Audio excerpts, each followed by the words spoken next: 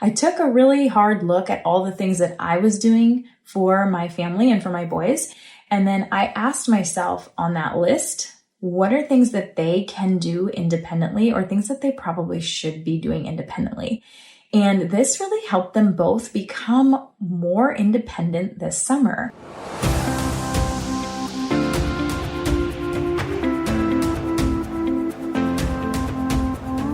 You are listening to the Beyond the Classroom podcast, a podcast for burnt out teachers who know something's gotta give. After teaching for 14 years and feeling completely burned out for way too long, in May of 2022, I made a big decision and left the classroom.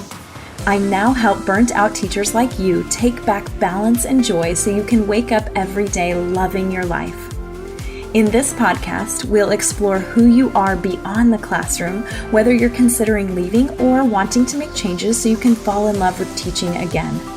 Either way, I understand what it's like to be living a life that looks fun and cute on the outside.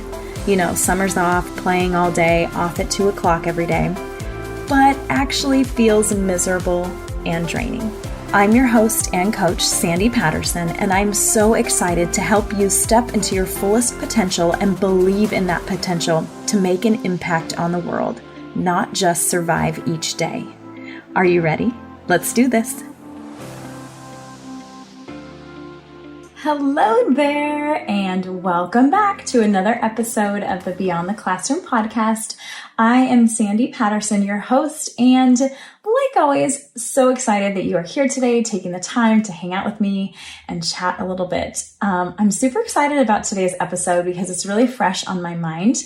We're going to talk a little bit about what it looks like to work from home with young kids running around. So I know that some of you can relate to this, but I have 2 boys. They are 7 and 9, and they are absolutely amazing. They are like, I just really feel really lucky every day. They are great kids. They're so fun to be around. And we have had a great summer together, but I was a little nervous. If we're being totally honest, I was a little bit nervous at the beginning of summer because this was my first summer running my business full time from home and also having them home with me. Now, I thought about this too. And last summer, so the summer prior to this summer, I also had them home with me, and I was also working my virtual assistant business, doing some freelancing and contract work, but I was trying to figure out why it was this summer so different. Why was I having all of these anxious, nervous feelings about this summer? And I think it's because last summer, I was still getting technically paid from my school district for the work that I had done the previous year. So this had been my first full year completely out of the classroom. And so it's kind of like the pressure was on, right? I had to make sure that I was working from home, running my coaching business while they were home with me. And of course, I didn't want to feel like I was working all the time and not, enjoying summer with them, because I am used to coming off of summer. Having the whole summer off as a teacher is really, really nice. But then also after some reflection too, I also noticed and I recognized in myself that even though I was off for the summer as a teacher, I was still working and prepping things for the new school year and, creating things for my classroom that I was going to use the following year. So, and I did that because I wanted to and because I loved it and because I enjoyed it. But I realized that I never really take the summer off. So it's all good, right?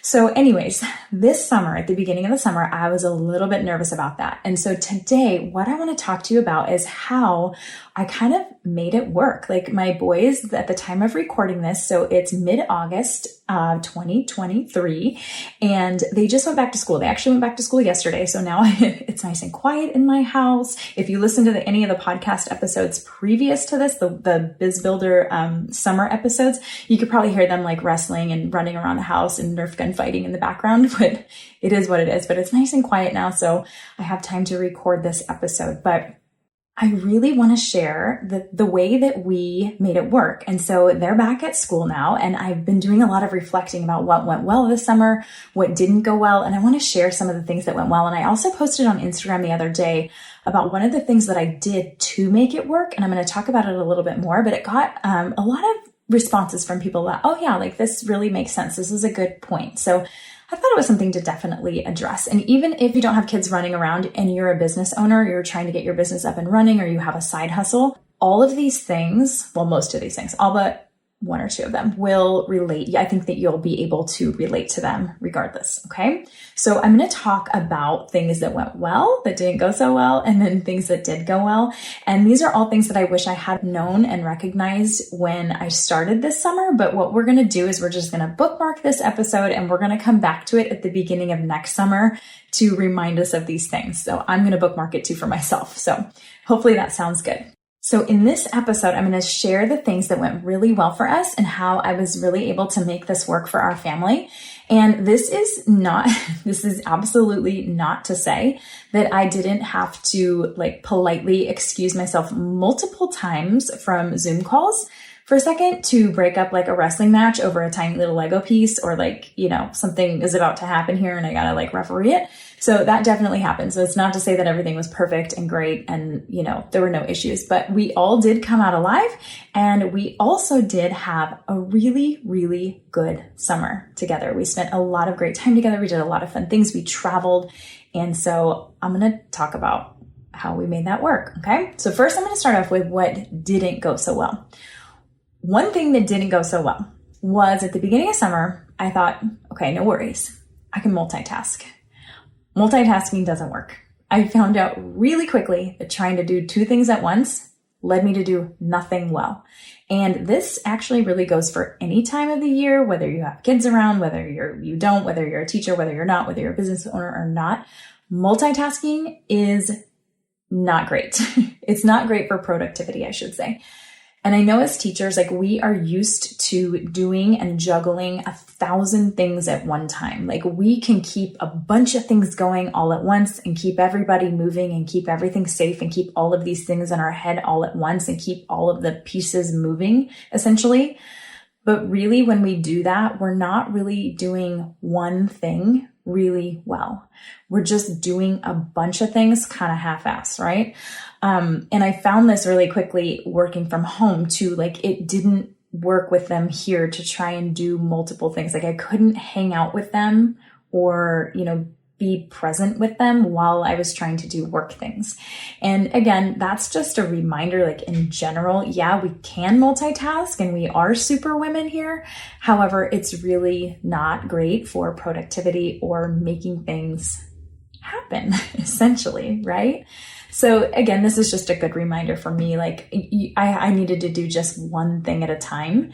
And once I started recognizing that, the one thing at a time, and I talk about this a lot because again, as women and teachers and moms, we are constantly multitasking, constantly juggling 100 different things, juggling 100 different people, just juggling everything. And we're really good at it. So it becomes second nature to us. But when we really take the time to slow down and just do one thing at a time, whether it's a work thing or a mom thing or just being present, one thing at a time, I would recommend. So keep that in mind. So multitasking this summer did not work. And I learned that really, really quickly. Okay. So that was the one thing that really didn't go well. There were other things too, but I want to focus more on the things that did go really well. So I have 5 things that I did specifically set up to make the summer go smoothly for everybody. So the first thing was I set reasonable expectations and made sure that they were clear to everyone each day. And what this looked like was recognizing in myself that a reasonable expectation for work at home with my kids was not going to look like an 8-hour day at the office or a, 8-hour day at school, essentially. Reasonable expectations for me was paring it way down to make sure that I was taking care of my current clients and to make sure that I was taking care of the people that were participating in the Biz Builders group program. That was my focus. And so what that looked like I had to really look at how much time do I need to devote, how much focus time do I need to devote every day to making sure that those things happened. And when I kind of really stripped it down, it was usually between 1 to 2 hours every day, Monday through Friday, which is again very different than like an 8-hour workday. So this was manageable and it was reasonable for where I am in my business right now and also what the schedule that was going to work for my family. So once I had that expectation, the boys knew I had to have a conversation with them, and they knew that like every day was, every weekday, every work day, there was going to be some sort of work time for me, for mommy. And what I would do, this helped tremendously, is I would just write down on a piece of paper. It was nothing fancy and it was nothing pretty. But just basically I would write down mommy Zoom calls for the day, and I would write down the time. So maybe like one call said like from 7 to 8 a.m. And then maybe there was another one from 8:30 to 9:30. So they knew, like they had, and my kids are older, so they were able to like understand, they know like about time, and they know, how to read the schedule, the chart. So they knew like, okay, I'm going to be in Zoom on those times. And then what I would do is I would put a little check mark next to them, next to the Zoom call, or I would put a little X mark next to it. And the boys knew that if there was a check mark, that if they needed anything, they could come in, they could interrupt. It's because I was on a call with someone that, knows I'm a mom, knows I have kids, and understands, and it wasn't, super, super urgent. And then the Zoom calls with the X were just calls that they knew were very, very important, and that if possible, please don't bother me unless like something really, really drastic is happening. And at first, this was it took, just like with any routine or anything you introduce to kids, it took a little bit of time, but like a few weeks into this process of like just writing out the Zoom schedule and getting them used to like, okay, this is come interrupt, like come on in, like, it's totally fine. And then don't interrupt me. They got really, really used to it, and they knew, and they were actually really, really good at it. And I was kind of surprised myself at how well this worked. So we set reasonable expectations. I made sure that they were clear every day, and I kept going even after, like even in the beginning days, like where we would get the whining and we would get the interrupting. And the more we did it, the more we got into that routine, the more comfortable we all became with it. And it was okay. Like they were okay with it. They knew every day, okay, this is mommy's Zoom time. And that's just how it had to be. Okay. So that was the first thing, setting reasonable expectations and making sure that they were clear. Now, the second thing that I did was I got really clear on what everybody in our house can do. And as a mom, I think and as teachers too, we are caregivers, right? We take care of everybody around us. And so it's just really in our nature to want to do everything for everyone, but it doesn't have to be like that. So getting clear on what everyone can do. What does this mean? This just means I took a really hard look at all the things that I was doing for my family and for my boys. And then I asked myself on that list, what are things that they can do independently, or things that they probably should be doing independently? And this really helped them both become more independent this summer. So after I kind of identified the things that I was doing for them and things that they can do on their own, we sat down and we had a family talk about expectations, right, in our family. And everybody contributes to our family, and this is how you're going to need to contribute. And these were things like, a lot of these things, like I knew that they could do them, but I just never really enforced it. Cause a lot of times it's like, well, let me just do it. It's faster if I do it, or, that whole thing. But these were things that like I knew they could do. Like they can get themselves breakfast, like they can pour themselves a bowl of cereal, and they can pour the milk, and they can, wash the dish afterwards. Again, things that I enjoy doing. And I love taking care of my family. I love taking care of my kids, but that's something that they can do that. Like I don't need to worry about that. So, and it's things like doing laundry. Like I'm super happy to say that like my boys will one day leave my house and they will know how to do the laundry from it's dirty in the basket to all the way to the end to putting it away. And I don't have to help them with that. Right. So these were just little things that we got really clear about what everyone can do and what is expected of them to do. And this really helped them, I feel like, coming out of this summer, become more independent and more confident in themselves, because I'm not doing everything for them. So that was a really, really big one. Now, the third thing I did to make this work at home over the summer with the kids around all the time with me work, number 3, was letting the guilt go. Now, this is a big one, and I know you know what I'm talking about, because the mom guilt, the teacher guilt, the business owner guilt, just being a woman guilt is, it's all very real. And so I think oftentimes we feel guilty about things that we don't necessarily need to feel guilty about. And we feel like if we hold on to that guilt, or just by feeling guilty, it makes it better. It makes people feel less inconvenienced or less annoyed or less irritated, right? But that's really not the case. So here's how I explain this to my boys. So when I started to feel guilty, first of all, the first thing is always noticing. So I would have to start to notice, like, when are you starting to feel guilty, Sandy? And most of the time it was when I had designated work time. So it's a Zoom time, it's a, recording time, it's some sort of block of time where my boys were like, oh, you're on Zoom again. Or they would say something like, hey, can we go to whatever? Can we go to the park today? Or whatever it might be. Can we go swimming today? Whatever.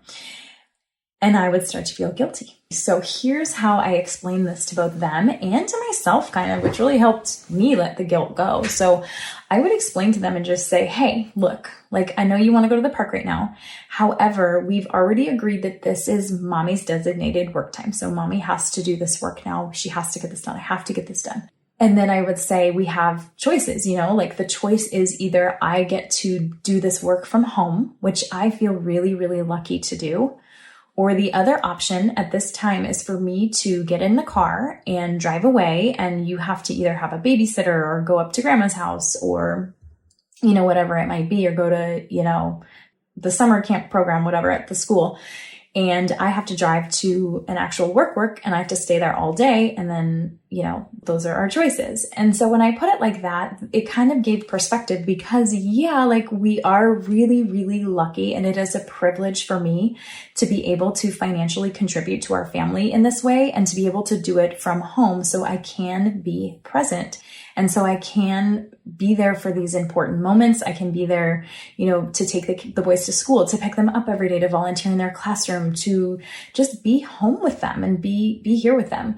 And so when I put it like that, it relieves the guilt, I think, for me, because I know that they're actually really lucky. And by pointing it out to them as well, I think they kind of recognize, and they know, especially my oldest one, like, he knows what it's like to have to wake up at 5 a.m. and get in the car and for me to drop them off at grandma's house so grandma can take them to school. And then what it feels like to not get picked up, until 3 or 4 in the afternoon after I've been at school all day. And, what a drag that is because, I was no fun after teaching all day, which is kind of the reason why I left.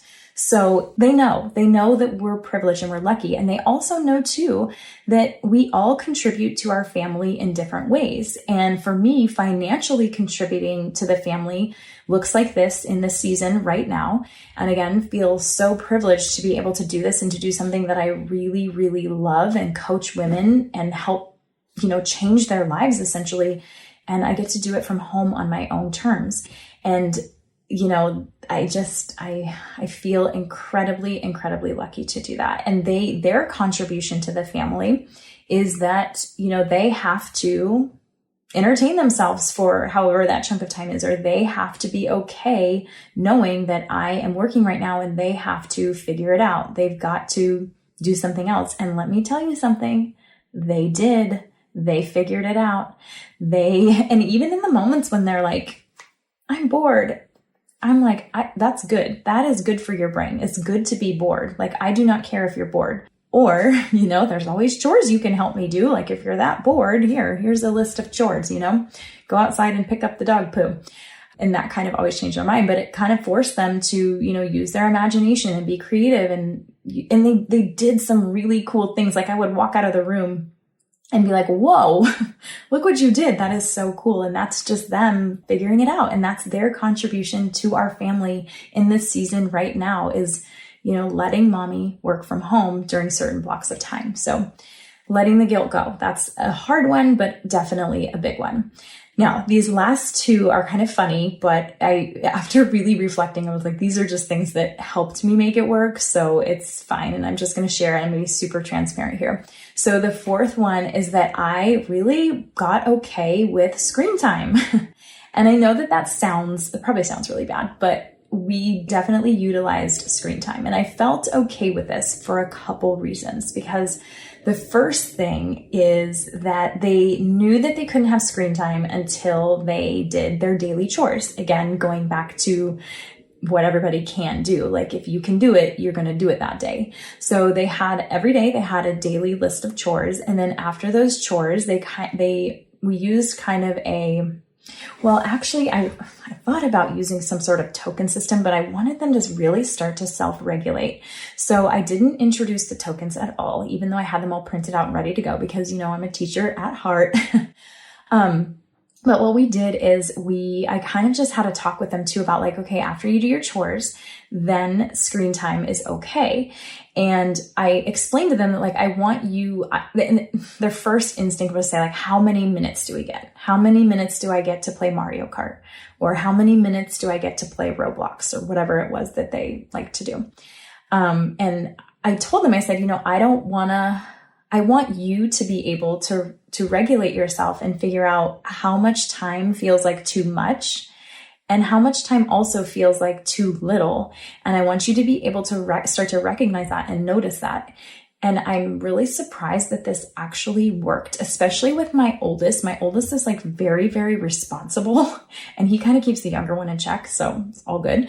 But he would and we would obviously like discuss this, as we got this rolling and got this going, but like how much time feels like too much? How much time feels like too little? And why is it not a great thing to be on the screen all day? So this is definitely not to say that I like had them do their chores and then they were on screens for the rest of the day. That definitely wasn't the case. But in moments when I needed them to entertain themselves, I was okay with this being an option. I kind of let the idea go that like this is a bad thing, because it is what it is. I think that they were able, again, to regulate themselves. Like they know, like, okay, this is too much time, and they would put it away. And even some days they wouldn't even choose to do screen time. So, and I also want to like put like a disclaimer in here too. Everything that they do on the screens, I am very aware of, and I keep I know what they're doing. So I'm checking in with them. It's not like they're like going in the room and like hiding on a device and doing stuff that I don't know. I'm very, very aware of what they're doing on their screens. And I'm very, involved in that piece of it too. So hopefully that makes sense. But I was okay with screen time. I was okay with screen time. If you did chores, then screen time is fine. Regulate yourself. Not too much time. And then they spent the rest of the time just entertaining themselves and doing some really, really cool things. So I was okay with that. You might agree, you might disagree. I would love to hear either way, but just for us this summer, it's just what worked. Okay. And the last thing, this is a funny one too. I made food in our house accessible. So if you have kids, if you're like me, you have young boys or girls, do you feel like you are just feeding your kids all day? Because I feel like that's all I did. Like they're always hungry. How is this possible that they are always, always hungry?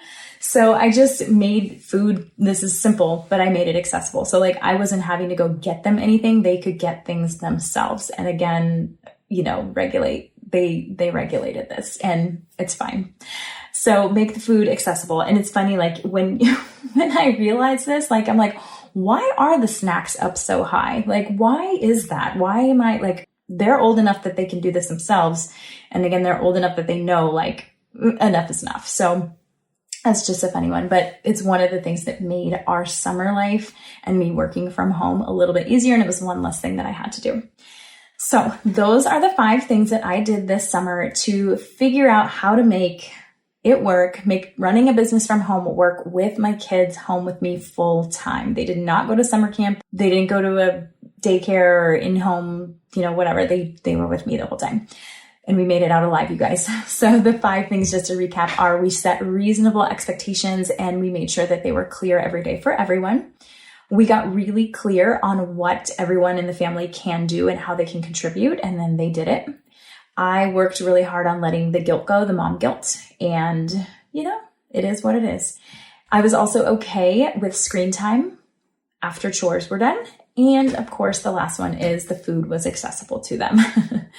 So I would love to hear what your big takeaways are from this episode and if this helps you at all.